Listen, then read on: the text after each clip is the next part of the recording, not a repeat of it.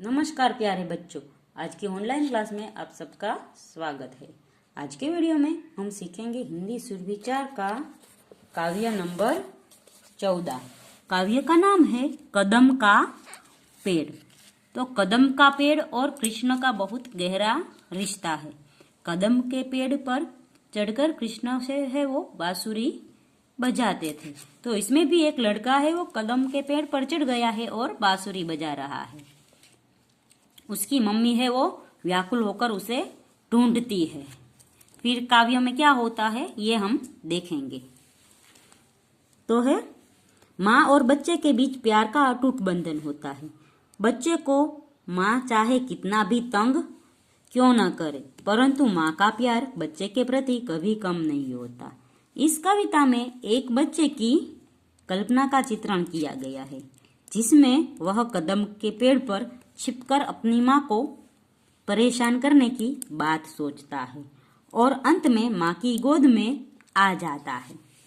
तो यह कदम का पेड़ अगर माँ होता यमुना तीरे, तो बच्चा कहता है कि ये पेड़ है कदम का जो यमुना तीरे होता, यानी यमुना नदी के किनारे होता, तो मैं भी उस पर बैठ कन्हैया बनता धीरे धीरे।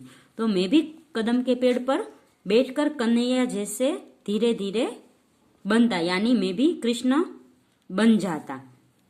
ले देती यही यदि मुझे बांसुरी तुम 2 पैसे वाली, किसी तरह नीचे हो जाती यह कदम की डाली।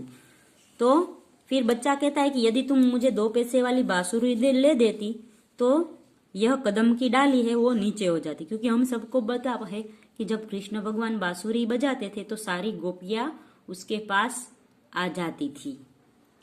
प्रकृति के सभी तत्व है वो बांसुरी के साथ झूम उठते।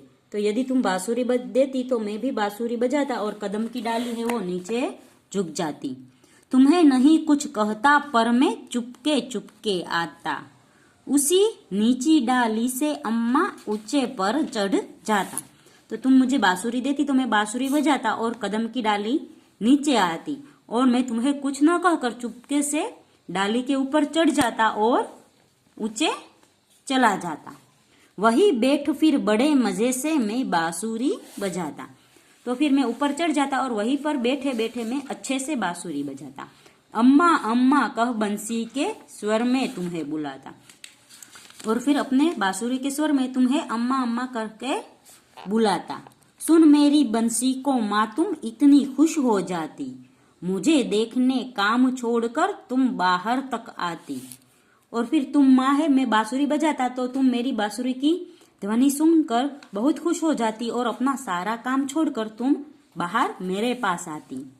तुमको आता देख बांसुरी रख में चुप हो जाता, पत्तों में छिपकर धीरे से फिर बांसुरी बजाता।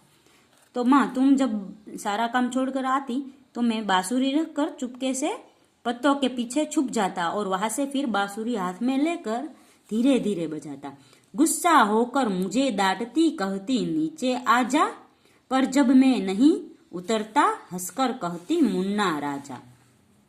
और मुझे पेड़ पर देखकर तुम मुझे डांटती और कहती कि नीचे आजा। जब मैं नहीं आता तो हंसकर तुम मुझे बुलाती कि भाई नीचे आजा। नीचे उतरो मेरे भैया तुम्हें मिठाई दूंगी, नए खिलौने माखन मिश्री दूध मलाई दूंगी। जब मैं बहुत डांटने पर भी नीचे नहीं उतरता तो माँ तुम मुझे है वो प्यार से कहती कि बच्चा नीचे आजा, मैं तुम्हें मिठाई खिलौने माखन मिश्री दूध मलाई सब दूंगी। मिश्री यानी कि मीठी दही। मैं हंसकर सबसे ऊपर की टहनी पर चढ़ जाता। ये सब सुनकर मैं हंसकर ऊपर सबके ऊंची टहनी है, सबसे ऊंची डाली है, उस पर चढ़ जाता। एक बार माँ कह पत्तों में वहीं कहीं छिप जाता। फिर से मैं एक बार माँ बोलकर उस पत्तों में फिर से छुप जाता। बहुत बुलाने पर भी माँ जब मैं नीचे न उतर आता, माँ तब माँ का हृदय तुम्हारा बहुत विकल हो जाता। विकल यानी व्याकुल। जब बहुत कहने पर भी मैं नीचे नहीं आता तो तुम्हारा मन है वो व्याकुल हो जाता। तुम आंचल फैलाकर अम्मा वही पेड़ के नीचे ईश्वर से कुछ विनती करती बैठी, आंखें नीचे यानी आंखें बंद कर कर। जब मैं नीचे नहीं उतरता तो तुम ईश्वर से प्रार्थना करती। तुम्हें ध्यान में लगी देख में धीरे धीरे आता, और तुम्हारे फैले आंचल के नीचे छिप जाता। जब तुम है वो सारे प्रयत्न करके थक जाती और भगवान से प्रार्थना करती, तब मैं धीरे धीरे नीचे उतरकर तुम्हारे आंचल में छिप जाता। तुम घबराकर आंखें खोलती, पर माँ खुश हो जाती जब अपने मुन्ने राजा को गोदी में ही पाती। और जब मैं तुम्हारी गोदी में आ जाता तो तुम आंखें खोलकर जब मुझे देखती तो बहुत खुश हो जाती। इसी तरह कुछ खेला करते हम तुम धीरे धीरे, यह कदम का पेड़ अगर माँ होता यमुना तीरे। तो इसी तरह हम है वो धीरे धीरे खेलते यदि यह कदम का पेड़ है वो यमुना किनारे होता।